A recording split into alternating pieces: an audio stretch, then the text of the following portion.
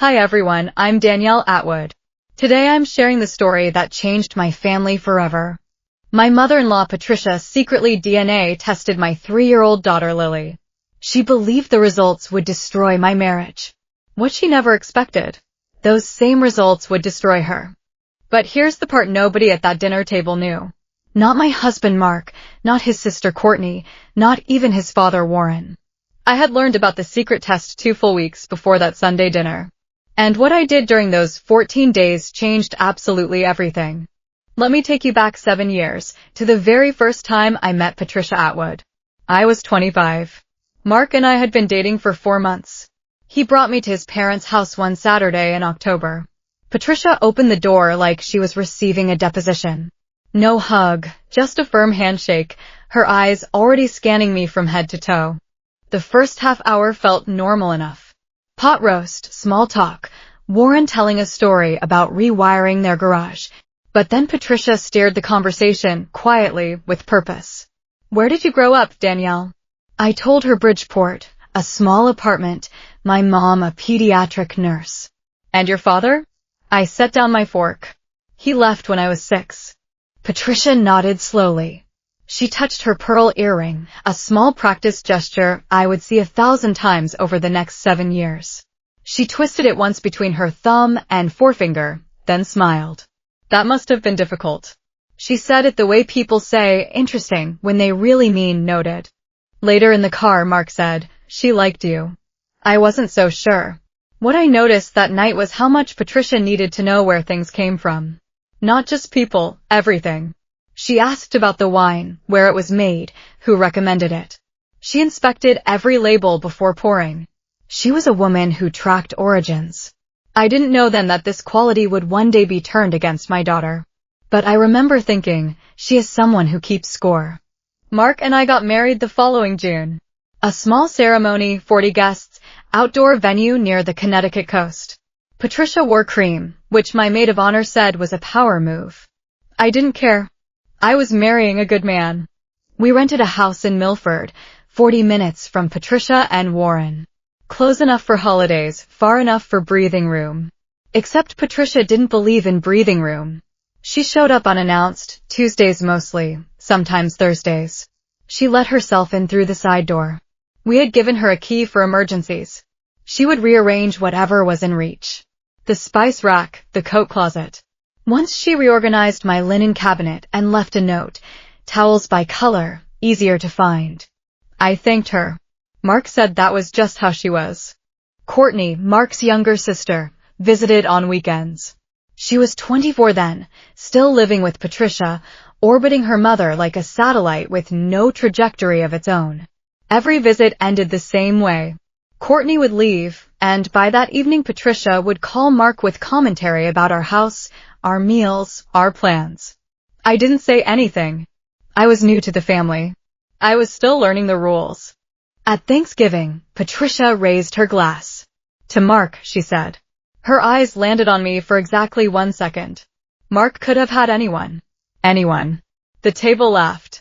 I smiled. Somewhere in my chest, a small precise instrument made its first measurement. Lily was born on a Wednesday in March, 2 years into our marriage. 7 pounds, 4 ounces. She came out screaming, which the nurse said was a good sign. Her hair was dark, almost black. Patricia held her in the hospital room and said, she looks just like Mark did. There was real warmth in it. For a moment I thought, maybe this is the thing that brings us together. That moment lasted about 6 months. At 6 months, Lily's hair began to change. Strand by strand, like autumn arriving. Dark brown lightened to auburn, auburn brightened to copper. By her first birthday, my daughter had a head full of strawberry red curls that caught the light like small fires. I thought it was beautiful. My mother had the same hair. Her grandmother before her. The genetics were not a mystery to me. But Patricia didn't see genetics. She saw a problem. Interesting, she said at Lily's first birthday party, holding a curl between her fingers the way someone holds a piece of evidence. Red hair.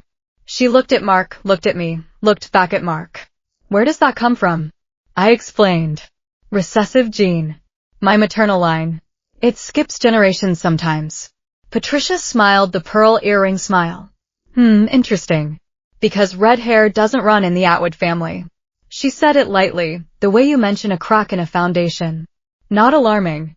Just factual. Just something that should probably be looked at. Nobody at the party responded. But I heard it. And I knew, with the certainty of someone who reads body language for a living, that she had been thinking about this for a while. Over the next year things shifted. It wasn't dramatic. Nothing Patricia did was ever dramatic at first. She was methodical. She planted seeds the way someone salts a road before a storm. Thin, deliberate layers that you don't feel until you lose your footing. The comments about Lily's hair became routine. She's so unique looking. No one on our side has that coloring. Does your family have any Irish? Maybe that explains it. I started keeping count. 14 comments in 6 months. I wrote the dates in a small notebook I kept in my bedside drawer. Professional habit. As an occupational therapist, I documented everything. Courtney amplified the campaign from her own channel. She posted a photo of Lily on Instagram, red curls, green romper, standing in Patricia's garden. Caption, she is so unique looking. Wonder where she gets it. 1,400 likes. I showed Mark. He shrugged. Court is just being court. The extended family began to look at me differently. Warren's brother Dennis avoided eye contact at a barbecue. Cousin Ellie, who had always been warm, stopped texting. Aunt Margot, Patricia's older sister, started watching me the way you watch someone you're waiting to catch. None of this was said out loud. That was the point. Patricia wasn't building a case with words. She was building one with silence. The kind of silence that fills a room with suspicion the way smoke fills a house before anyone sees the fire. The sippy cup incident happened on a Tuesday in April. Mark had a site meeting 2 hours north. I had a late shift at the hospital. Patricia offered to watch Lily. I dropped Lily off at 10 in the morning, packed her bag, snacks, diapers, her favorite stuffed elephant, and the green sippy cup she had been using since she was 18 months old. When I picked Lily up at 6, the cup was gone. Oh, that old thing? Patricia said. I threw it out. It looked worn. It was not worn. I had bought it 3 weeks earlier. I didn't push it. I thanked her, loaded Lily into the car seat, drove home. But something else caught my eye that afternoon. When I walked through Patricia's kitchen to grab Lily's jacket from the counter, I saw a small Ziploc bag on the table. The kind you use for snack storage or evidence. Patricia moved fast. She picked it up and tucked it into a drawer before I could read the label. Just organizing, she said. And on her desk in the hallway, partially visible behind a stack of mail, I saw a manila envelope. Thick, sealed, with a return address I couldn't quite make out. I didn't connect any of it that night. The sippy cup, the Ziploc bag, the envelope. They were puzzle pieces without a picture. At work, I was someone else. Not a different person, a fuller version of the same one. In Patricia's world, I was quiet, careful, always adjusting. At the hospital, I was calm because I chose to be. There's a difference. My patients that spring included a 4-year-old boy named Aiden, born with cerebral palsy. His left hand curled inward. Getting him to hold a crayon was a project measured in millimeters and months. One Thursday, he drew a circle. Lopsided, shaky, barely closed, but a circle. His mother cried in the hallway. I cried in the supply closet after my shift. My supervisor pulled me aside. Danielle, you are the calmest person in a crisis I have ever met. I mention this because later, when Patricia tried to frame me as someone who married Mark for money or security, it mattered that I had built my own life before he was in it. I paid my way through grad school. I earned my license. I chose this work because holding a child's hand while they learn to do something they were told they couldn't do is the closest thing I know to prayer. Patricia never asked about my work. Not once in 7 years. Easter was the first time Patricia said it in front of everyone. We were at her house. Full table. Warren, Courtney, Margot, Dennis, Ellie. Lily had just run into the dining room in her yellow dress, red curls bouncing, and Ellie said, "Oh my God, she is adorable." Patricia set her wine glass down. She really does not look like any Atwood I have ever seen. She paused. Let the silence do its work. Courtney right on cue. Mom is right. I looked at old family photos. No redheads. I felt the table turn. Not dramatically. No one gasped. But the air changed the way air changes before weather. Warren cleared his throat. Margot studied her asparagus. I looked at Mark. He was looking at his plate. He said nothing. The dinner continued. Lily ate her mashed potatoes. Patricia served dessert. Courtney complimented the pie. The wound was delivered and papered over in the same breath. In the car on the way home, I said, if your mother says that one more time in front of your family, I will respond. Mark's knuckles whitened on the steering wheel. She won't. I will talk to her. When? Soon. That is what you said after Thanksgiving. He didn't answer. We drove the rest of the way in silence. Lily slept in the back, her red curls pressed against the car seat fabric. He never talked to her. I knew he wouldn't. Mark avoided conflict the way some people avoid highways. Not because they were afraid, but because they had learned early that the fastest route was also the one with the most collisions. But I was done waiting for him to merge. 3 weeks after Easter, my phone rang at work. I was between patients, sitting in the therapy room, cleaning rubber grips from a hand exercise kit. The number was local. I almost let it go to voicemail. Mrs. Atwood, this is Kelly from Geneva Labs. I am calling to confirm that we have received a sample for analysis under your daughter's name, Lily Atwood, age 3. I set the grip down. I did not submit a sample. The submission was made under the name Patricia Atwood. She listed herself as the child's grandmother. However, our policy requires parental consent for testing on minors. I asked her to repeat that. She did. We have placed the test on hold pending your authorization. Would you like to proceed or cancel? Cancel. My hands were shaking when I hung up, but my voice hadn't cracked. Something I learned from my mother, who delivered bad news to parents about their children's health for 28 years and never once raised her voice. I sat in the therapy room for 4 minutes. I stared at the wall chart of hand muscles. I let the Latin ground me. Then I picked up my phone and called a family attorney. Let me pause here because what I did in the 14 days between that phone call and that Sunday dinner is the reason I'm standing where I am today. I called a lawyer that same afternoon. Her name was Rachel. Under Connecticut law, a grandparent cannot authorize genetic testing on a minor child without the express consent of a parent or legal guardian. Full stop. So what she did is illegal? It is a violation of your daughter's privacy rights and potentially actionable in civil court. It may also violate the testing company's terms of service. She paused. Did she forge your consent on the submission form? I don't know. We will find out. Rachel made a note. In the meantime, do not confront her. Do not tell your husband yet. I looked at her. Why not? Because if you tell Mark, he will call his mother. She will cry, apologize, and ask him to keep it in the family. The pattern will repeat. If you want this to stop, really stop, you need to let her play her hand. I paid the consultation fee, $350. It was the best money I have ever spent. Walking out of Rachel's office, I called Geneva Labs back. I asked them to confirm the sample had been canceled and to flag any future submissions involving Lily Atwood without my written authorization. Then I drove to pick up Lily from daycare. She ran to me at the door, arms up, red curls everywhere. I held her and thought, nobody is taking anything from us. That night, after Lily went to bed, I sat at the kitchen table with my laptop. I searched DNA testing consent laws in Connecticut. Parental consent was required. A grandparent had no legal standing to authorize genetic testing on a grandchild. But consumer platforms, the ones that advertise ancestry and family connections, had consent checkboxes that were easier to bypass. Click, I am the parent or legal guardian. Submit. Done. Patricia had used Geneva for what I assumed was a paternity-style test, but had she also used a consumer platform? I opened Patricia's Facebook page. Courtney had shared an article titled, What Your DNA Says About Your Family. Patricia had commented, very interesting. I took a screenshot, saved it to a folder on my desktop labeled documentation. Professional habit. Then I opened my bedside notebook, the one where I had been logging Patricia's comments about Lily's hair. 14 entries in 6 months. I added a 15th. April 14th, Geneva Labs confirmed sample submitted under Patricia Atwood's name without parental consent.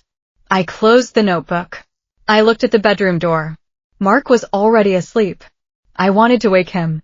I wanted to show him everything. But Rachel's words kept circling. Let her play her hand. So I turned off the lamp. And I waited. The hardest part was not the waiting. It was carrying the knowledge alone. For the next 3 days, I moved through my life as if nothing had changed. I went to work, treated patients, came home and cooked dinner and gave Lily her bath and read her the same book about the caterpillar she had requested every night for 2 months. Mark noticed nothing. And I don't blame him for that. He was managing 3 construction sites that month. He came home tired. He kissed Lily on the forehead. He kissed me on the mouth. He fell asleep by 9:30. One night, Lily crawled between us. She does that. 2 in the morning, bare feet padding down the hall, climbing in like a small negotiator at a summit. She curled into Mark's side. Her red curls fanned across the pillow. I watched them in the nightlight. My husband and my daughter. His jaw, her curls, his steady breathing, her small fist gripping his shirt. I thought about my mother. She had raised 3 children on a nurse's salary after my father walked out. No family money. No backup plan. She did it by documenting everything. She taught me that information is not power. Knowing when to use it is. On day 5, I got lucky. I drove to Patricia's house to pick up a pair of Lily's shoes she had left there the previous weekend. Patricia was out. Hair appointment, Courtney said when she opened the door. Courtney was in the living room, phone propped against a stack of books, FaceTiming someone. I walked past her toward the mudroom. The house was quiet except for Courtney's voice, louder than necessary. Mom has the results. She is doing it at Sunday dinner, in front of everyone. I stopped. My hand was on Lily's left shoe. She has been planning it for weeks. She says once Mark sees the proof, he won't be able to ignore it. The voice on the other end said something I couldn't hear. Courtney laughed. I know, right? It is going to be insane. I picked up the shoes, walked back through the living room. Courtney saw me, killed the call fast. Oh, hey, just chatting with a friend. I smiled. No worries. Just grabbing Lily's shoes. I walked to my car, sat behind the wheel, set the shoes on the passenger seat, placed both hands on the steering wheel, and pressed until my knuckles turned white. Now I knew 3 things. When? Sunday. Where? The dinner table. Who would be watching? Everyone. Patricia had built a stage. She had cast the audience. She had rehearsed the lines. And she believed, fully, absolutely believed that the results would say what she wanted them to say. I started the car. I was not going to stop her. I was going to let her light the match. The fire would find its own way back. On day 7, I found James. Not intentionally at first. I was trying to understand how Patricia's DNA submission worked on the consumer platform. I created my own account on the same service, submitted my own sample, and spent an evening reading about how familial matching algorithms function. When you submit DNA to one of these platforms, the system doesn't just test paternity. It scans the entire database for genetic relatives. Siblings, cousins, second cousins. Anyone who shares enough markers with your sample gets flagged as a potential relative. Patricia had submitted Lily's DNA. That meant Lily's profile was now cross-referenced with every other profile in the system. I logged into the account Patricia had created. She had used an email I found through a password reset trick Courtney had once mentioned in passing. The password was Lily's birthday. Of course it was. And there, under potential relatives on Lily's profile, was a name I had never seen. James M., age 36, Portland, Oregon. Relationship estimate, half uncle or equivalent. I stared at the screen. Half uncle meant one thing. James shared a biological parent with either Mark or with me. Since I was not biologically connected to the platform's test, only Lily was, the match had to be on Mark's side. Which meant either Warren had a secret son or Patricia did. I took a screenshot, saved it to the documentation folder, emailed it to Rachel. The next morning, Rachel called. If this match is accurate, It means someone in the Atwood bloodline has a biological connection to this man that they have not disclosed. Or that Patricia has a biological connection, I said. She submitted the test. Rachel was quiet for a moment. Then we need to find out who James M. is. James Michael Callahan, born June 1990, Portland, Oregon. Adopted at birth through a private agency in Hartford, Connecticut. It took me 2 evenings to find this. The DNA platform had limited public information, but James had opted into the open to contact feature. His profile said, adopted, looking for biological family, open to conversation. I didn't contact him. That wasn't my right. But I did the math. Born 1990. Patricia was 25. She and Warren married in 1992 when she was 27. Mark was born in 1992 as well. Patricia had a child 2 years before she married Warren. She gave that child up for adoption, and she never told anyone except possibly Aunt Margot. Because when I looked at James's DNA match report more carefully, I noticed something. The platform listed shared matches. One of them was tagged Margaret R., possible aunt or half-aunt. Margot's middle name was Ruth.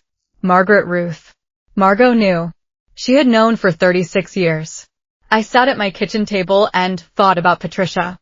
Not with anger. Not yet. I thought about a 25-year-old woman, unmarried, probably scared, making a decision that would follow her for the rest of her life. I understood that kind of fear. I had grown up watching my mother make impossible choices. But understanding a choice and forgiving the lie that follows it are not the same thing. Patricia had not just given up a child. She had buried the truth so deep that she convinced herself the only threat to her family's bloodline was me. She was afraid of being found out, and she turned that fear into a weapon aimed at my daughter. Thursday, Patricia called. Big family dinner this Sunday. I want everyone there. I told Warren to invite Dennis. Her voice was bright. Too bright. The kind of brightness that comes from rehearsal. We will be there, I said. Friday, I printed the screenshots. I organized my documentation folder. Dates, events, evidence, lab confirmation, platform login records, the familial match report for James M. I backed everything up to my cloud drive and emailed copies to Rachel. Rachel, if she does it, if she presents the test publicly, that strengthens your position in any civil action. You have witnesses. I know. Are you sure you want to go through with this? You could confront her privately and end it before Sunday. I am sure. Saturday night, I gave Lily her bath. She sat in the tub splashing, her red curls slicked wet and dark against her neck. I shampooed her hair gently, working the lather through the tangles. Mommy, why does Grandma Pat always touch my hair? I paused. My 3-year-old already noticing. Because your hair is beautiful, baby. Is it magic hair? I smiled. The most magic. I dried her, dressed her in pajamas, read her the caterpillar book. She fell asleep holding my thumb. Mark came upstairs. Mom seems really excited about Sunday. Wonder what is up. I looked at him. My husband, kind face, tired eyes, good man who had spent his entire life believing his mother was who she said she was. I guess we will find out, I said. I lay in bed that night and didn't sleep. I stared at the ceiling and ran through every scenario. In every version, the truth came out. The only variable was how much it would cost. Sunday morning, I dressed carefully. Ivory sweater, soft, not sharp, dark jeans, the small gold necklace Mark gave me on our first anniversary. No war paint, no armor, just me. Lily wore a blue dress with white flowers. She spun twice in the hallway mirror before I caught her. Mark loaded the car. 40 minutes north, classic rock on the radio. Lily fell asleep before we hit the highway. I watched Mark's hands on the steering wheel. Strong hands, capable hands. He built things for a living. Houses, structures, things designed to hold weight. And I thought, today, those hands would either hold mine or let go. We pulled into Patricia's driveway at 4:15. 3 cars already there. Warren's truck, Courtney's sedan, a silver Buick I recognized as Margot's. Full house. Patricia met us at the door. She hugged Mark, long, firm, the kind of hug mothers give when they're about to do something they believe is righteous. She nodded at me, brief, efficient. Put Lily down upstairs, she said. She can nap in the guest room. I carried Lily up, laid her on the bed, pulled a blanket over her legs. Her red curls fanned across the white pillow. Back downstairs, the family was assembled. Warren in his usual chair by the window, Dennis beside him, Courtney on the couch, phone in hand, leg bouncing. Ellie setting out napkins. Margot standing by the china cabinet, arms crossed, mouth tight. And on the hallway table, right where I had seen it 2 weeks ago, the manila envelope. Thick, sealed, waiting. Patricia caught me looking at it. She smiled. The pearl earring smile. Dinner first, she said. The pot roast was good. I'll give Patricia that. She had always been an excellent cook. One of the few things about her that was not a performance. Warren told a story about a fishing trip. Dennis laughed. Ellie complimented the gravy. Normal sounds. Normal dinner. But I was watching the currents beneath the surface. Courtney checked her phone every 30 seconds. Not texting. Just checking the time. She was on a clock. Margot held her fork the way some people hold the railing on a bridge. Tight grip. Eyes straight ahead. She ate almost nothing. Patricia sat at the head of the table. She smiled at everyone. She asked about Dennis's new truck. She refilled Warren's water. She was performing calm the way an actress performs grief. Technically perfect. Emotionally hollow. 20 minutes in, the small talk had run its course. Warren was mid-sentence about a carburetor when Patricia stood up. She smoothed her blouse, tucked a strand of dyed brown hair behind her ear, cleared her throat. Before dessert, she said, there is something I want to share with the family. The table went quiet. Warren stopped talking. Dennis set his fork down. Ellie looked at Courtney. Courtney looked at her plate. Margot closed her eyes. Just for a second. Just long enough for me to notice. Patricia walked to the hallway. Returned with the manila envelope. She held it the way a prosecutor holds an exhibit. At chest level. Label facing out. What happened in the next 3 minutes changed everything. Not just for me. For every person at that table. Patricia set the envelope on the table, slid it toward Mark. Open it. Mark looked at the envelope, then at his mother. What is this? Patricia placed her hands flat on the table.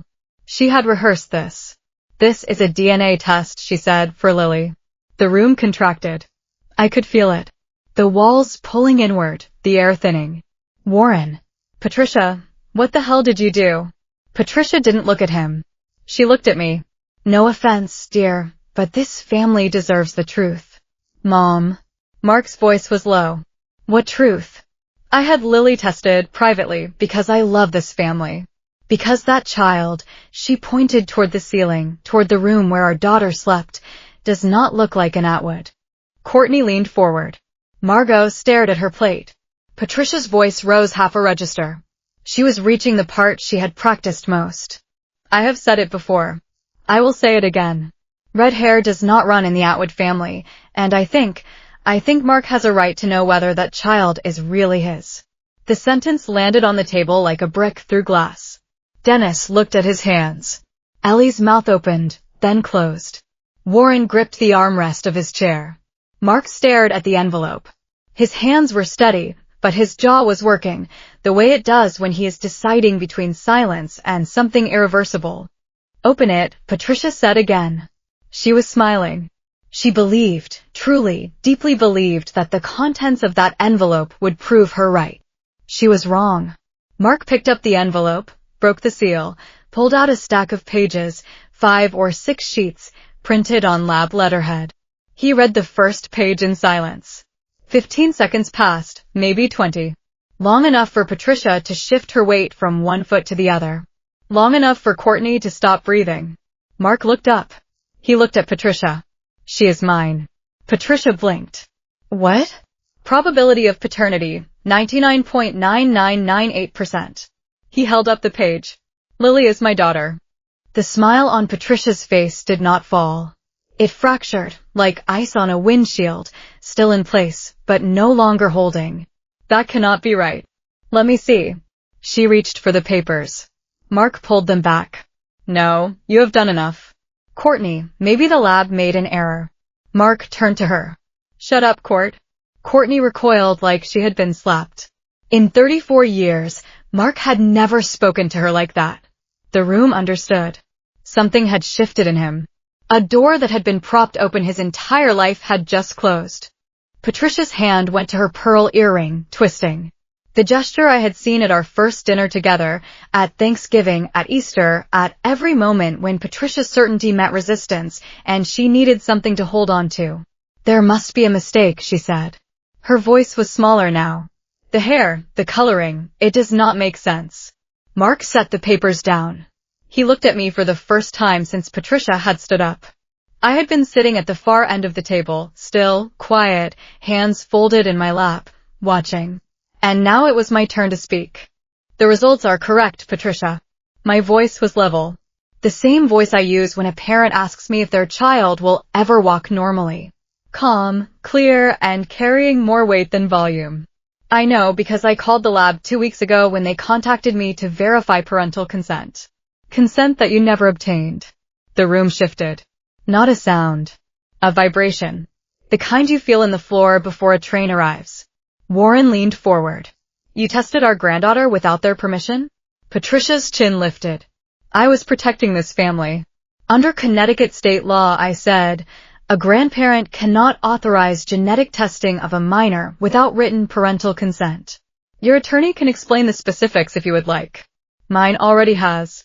I said this the way I document a patient's progress notes. Factual. Chronological. Without adjectives. Patricia's face cycled through 3 colors in as many seconds. Pink to red to white. Her hand dropped from her earring. But the lab should not have the lab followed protocol. You did not. Silence.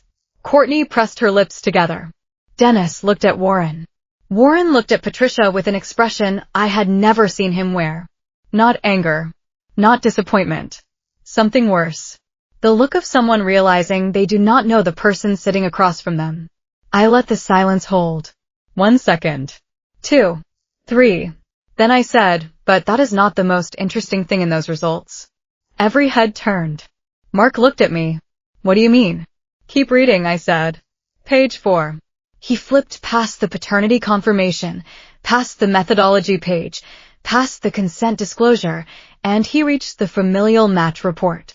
Mark read aloud, slowly, the way you read something you do not yet understand. Potential familial match, James M., age 36, Portland, Oregon. Relationship estimate, half-uncle to Lily Atwood. He stopped, looked at the page again, looked at me, looked at Patricia. Half-uncle. He said it like he was translating from another language. That would mean he is either my half-brother or Danielle's half-brother. He is not mine, I said. Mark turned to Patricia. Mom, who is James? Patricia's mouth opened. Nothing came out. Her hands gripped the edge of the table. Her pearl earring, the one she had been touching all night, hung motionless. Even the nervous gesture had abandoned her. I don't know what that, Aunt Margot's fork hit the plate. She stood up. Trish, do not. 2 words, and the room understood everything. Dennis, Margot, sit down. Warren stood slowly. His chair scraped across the hardwood, a sound that cut through the silence like a blade dragged across a stone. Trish, answer the question. Patricia's eyes filled. She looked at Margot. Margot shook her head. A small, desperate no. It was before you, Patricia said. Her voice cracked. Not the practiced crack of a woman performing vulnerability, a real crack. The kind that comes from a wall bearing weight for 36 years, finally giving way. Before your father. I was 25. I was not ready. You had a child. Mark's voice was flat. I was young. I was so scared. You had a child and you never told me. He stood now too. You never told Dad. Warren's hand found the back of his chair. He held it the way you hold something when the ground is no longer steady. 36 years. Warren's voice was quiet. Electrician's hands flat on the table. We have been married 34. Patricia. Warren, please. It was before us. I was so ashamed. You told Margot. He looked at Margot, who was still standing, one hand on the china cabinet. But not me. Warren, she was scared. Were you scared for 36 years, Trish? The question landed and stayed. Nobody moved. Patricia cried. Real tears this time.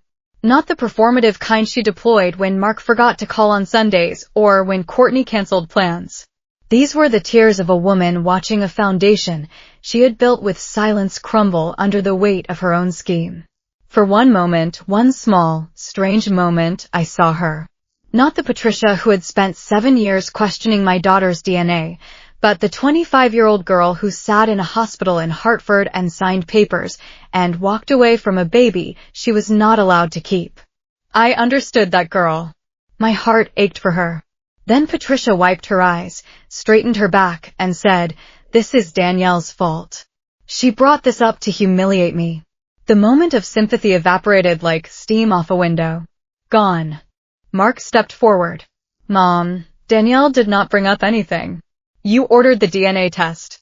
You planned this dinner. You slid that envelope across the table." He picked up the pages, held them toward her. "I think you need to see this." He said it slowly. The same words she had used 20 minutes earlier. "Is that not what you said?" "Well, we saw it." Patricia sat down. Not in her chair. She missed it slightly and caught the edge. Margot reached for her. Patricia pushed her hand away. Courtney was crying.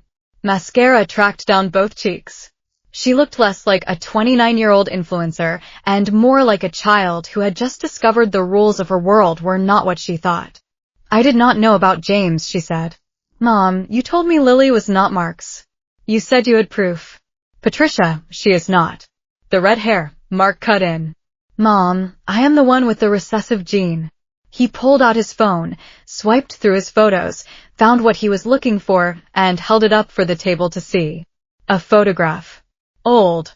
Taken in the early 1980s, judging by the clothes. A young woman standing in a garden, squinting into the sun. She had red hair. "I found this in the attic last year," Mark said. "In a box of old photos you told me were Aunt Margot's." "It is you, Mom." "Age 19 or 20. Dennis leaned in. "Patricia, is that you?" "Your hair was red." Patricia's hand, the one that always found her pearl earring, hung at her side. She reached up slowly, unclipped the earring, set it on the table. The small gold post clicked against the wood. "I started dyeing it at 19, she said. "I always hated it." The red hair that did not run in the Atwood family had run through Patricia's veins since birth. She had buried it under 40 years of salon appointments and careful maintenance. And then, when her granddaughter was born with the same trait, she didn't see inheritance. She saw exposure. Courtney looked at me. "I am so sorry, Danielle." "I didn't. I know you didn't, Courtney." There was nothing else to say at that table. Warren picked up his jacket from the back of his chair. He put it on slowly, the way he did everything, deliberate, measured. "I am going for a drive," he said. He didn't look at Patricia. "Mark, we are leaving too." He turned to me. "Get Lily." I went upstairs. Lily was still sleeping.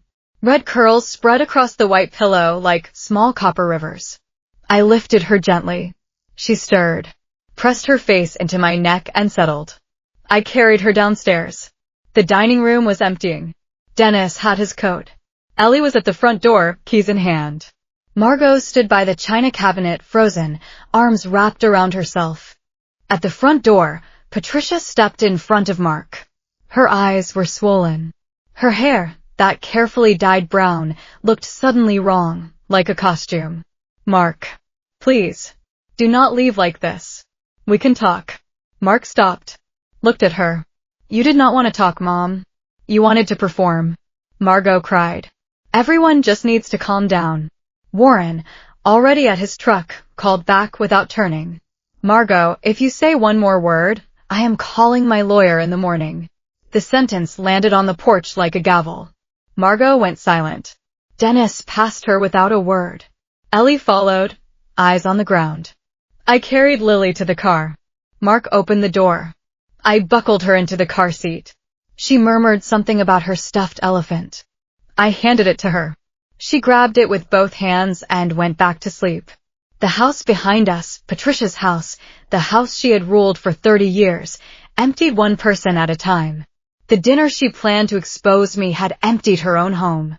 We drove in silence for 10 minutes. Lily slept in the back. The highway was empty. Sunday evening, most people were already home. Streetlights passed overhead in slow rhythm, casting amber bands across the dashboard.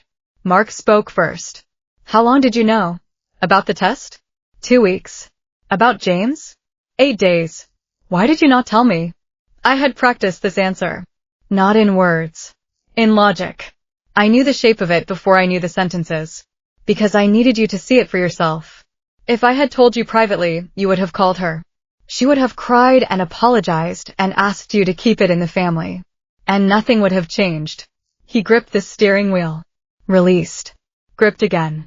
You are saying I would have let her off the hook. I am saying the pattern was 34 years old. I could not break it with a conversation.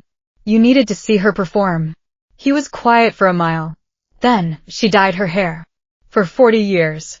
Red hair was hers all along. I know. Another mile. I have a brother. Half-brother. In Portland. James. He said the name like he was tasting it, testing its weight. I watched him.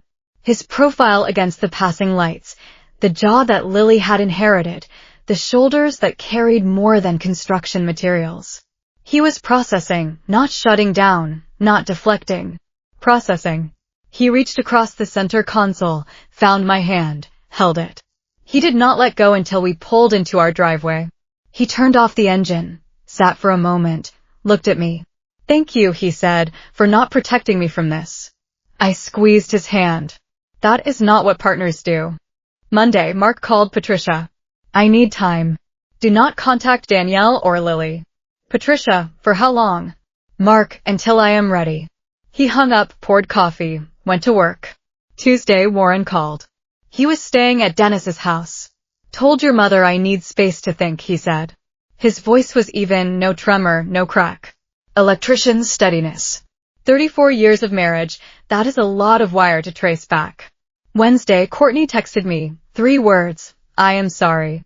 Then a longer message, I should have questioned Mom instead of believing her. I was wrong, and I know an apology does not fix it, but I needed to say it. I replied, thank you for saying that. Thursday, Rachel sent Patricia a formal letter. Cease and desist regarding any unauthorized genetic testing of Lily Atwood. Notice of potential civil action under Connecticut privacy statutes. Patricia called Mark, panicked. Mark told her to read the letter carefully and call a lawyer. Friday evening, Mark sat at the kitchen table with his laptop open. He had been quiet all week, not withdrawn, just focused, like he was building something in his head. I found him, he said. James. He is a high school history teacher. He coaches JV basketball. He has a daughter, 4 years old. He turned the screen toward me, a photo on a school website, James Callahan. Dark hair. Same jaw as Mark. Same slight crook in the nose. He posted on the DNA platform 3 years ago, looking for his birth mother. On the desk behind us, the manila envelope sat where I had placed it when we got home Sunday night. Unsealed. The document that was meant to destroy us had become the document that rebuilt the truth. Mark emailed James on Saturday morning. He wrote and deleted it 4 times. I watched from the kitchen doorway with my coffee, saying nothing. He needed to find the words himself. The final version was short. My name is Mark Atwood. I believe I am your half-brother. My mother was born in Hartford, Connecticut in 1965. If you are open to talking, I would like that. James responded in 2 hours. I have been looking for her for 7 years. I never expected to hear from a brother. They scheduled a video call for that evening. Mark set up his laptop at the kitchen table. I took Lily to the living room to watch her caterpillar show. At 7:15, I heard Mark say, Hi. I am Mark. And then a voice I didn't recognize. Deeper than Mark's, steadier. Hi, Mark. I am James. I stayed in the living room, but I could hear them. And after 20 minutes, I heard Mark cry. Not the quiet kind, the kind that comes from deep in the chest, from a place most men spend their lives pretending does not exist. I stood in the kitchen doorway. On the screen, James was crying too. Same jaw. Same eyes. 36 years apart, and they looked like 2 versions of the same blueprint. Does she know? My birth mother. James asked. Mark wiped his face. She knows. It did not go well. I don't want to cause problems. I just wanted to know where I came from. James, you are not causing problems. You are not the one who lied. Lily tugged my hand. Mommy, why is Daddy sad? I picked her up. He is not sad, baby. He is meeting someone new. 2 weeks later, Patricia came to our door unannounced. The old pattern, same side entrance, same assumption that her presence was always welcome. Except now the side door was locked. I had changed the code. She knocked. I opened the front door. She stood on the step in a gray cardigan, eyes rimmed red, looking 10 years older than the woman who had slid an envelope across the table with the confidence of someone who believed she was saving her family. I need to explain, she said. I was young. My parents made me give him up. I carried this guilt for decades. Mark appeared behind me. Then you should have dealt with it honestly. Instead, you projected it onto my wife and my daughter. I was trying to protect. You were not protecting anyone, Mom. You were protecting your secret. Patricia looked at me. Danielle, please. I am asking for a chance. I considered her for a long moment. This woman who had spent 7 years measuring me, cataloging my flaws, salting the ground between me and her family. This woman who had stolen my daughter's DNA. This woman who had planned a public execution at her own dinner table and called it love. Patricia, you are welcome to have a relationship with Lily. She loves you. We would not take that from her. Hope flickered in her eyes. But it will be on our terms, on our schedule, and you will never be alone with her again. The hope dimmed, but it didn't die. She nodded. Those are the terms, I said. She didn't argue. For the first time in 7 years, maybe for the first time in her life, Patricia Atwood did not argue. She stepped off the porch, walked to her car, and drove away. Warren called Mark on a Tuesday, 3 weeks after the dinner. Been at Dennis's since that night. First time in my life I have slept under another man's roof. You up? I have been seeing a counselor. Don't laugh.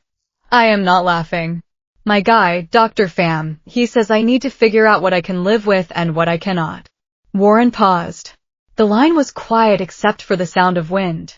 He was probably outside, standing in Dennis's yard. I can live with a mistake she made at 25. People make mistakes. Lord knows I have. But I cannot live with 36 years of silence. That is not a mistake. That is a decision made every single day. Mark didn't respond. Sometimes silence is the kindest thing a son can offer. The following Saturday, Warren drove to our house. He brought a toy truck he had made in Dennis's garage, hand-sanded, painted red, with wooden wheels that actually turned. For my granddaughter, he said at the door. Lily saw him from the hallway. She ran. Papa Warren. He scooped her up, and she pressed her face into his flannel collar, her red curls against his plaid shirt. He held her for a long time. Then he looked at Mark. She looks like your mother did at this age, you know, before your mother started dyeing it. Mark nodded. I know. Warren set Lily down. She rolled the truck across the porch, making engine sounds.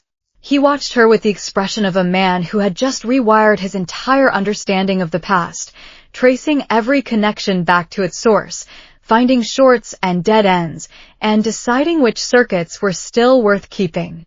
6 months later, Mark flew to Portland and met James in person. They sat in a diner for 4 hours. 2 men with the same jaw, the same slightly crooked nose, 36 years of distance between them. James brought his wife Amy and their daughter Sophie. Mark brought photos of Lily. In August, James and his family visited Connecticut. Sophie and Lily played in our backyard while Mark and James sat on the porch, drinking iced tea and watching their daughters chase each other through the sprinkler. I stood in the kitchen window and watched them. 2 brothers finding each other in the middle of their lives. Patricia and Warren went to couples therapy.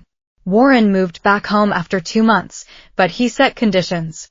Honesty, full disclosure, no more locked drawers, no more buried histories. Patricia agreed. She stopped dyeing her hair. It came in silver gray now, with traces of red at the temples, the ghost of the girl she had tried to erase. Courtney apologized formally in writing. She mailed a letter, handwritten, 3 pages, to both me and Mark. It was the most honest thing she had ever produced. The relationship was rebuilding, slowly, the way you rebuild anything worth keeping. One honest conversation at a time. Aunt Margot was not invited to Thanksgiving. Nobody discussed it. The absence spoke clearly enough. At work, I helped a 5-year-old girl take her first steps in new leg braces. She grabbed my hands, pushed off, and stood for 3 seconds before sitting back down. Her mother sobbed. I wrote in my notes, patience stood unsupported for 3 seconds. Progress within expected range. Some things take time, but they come. The manila envelope sits in a drawer in my desk. I never threw it away. Not because I need it, but because it reminds me that sometimes the weapon someone builds to destroy you is the same weapon that sets you free. Here is what I know now. The people who try hardest to expose your secrets are usually the ones with the biggest secrets of their own. And the truth, the real truth, does not need a stage or an audience or a manila envelope slid across a dinner table. It just needs time. That is my story. A DNA test, a dinner table, and a secret that was 36 years old. Thank you for listening.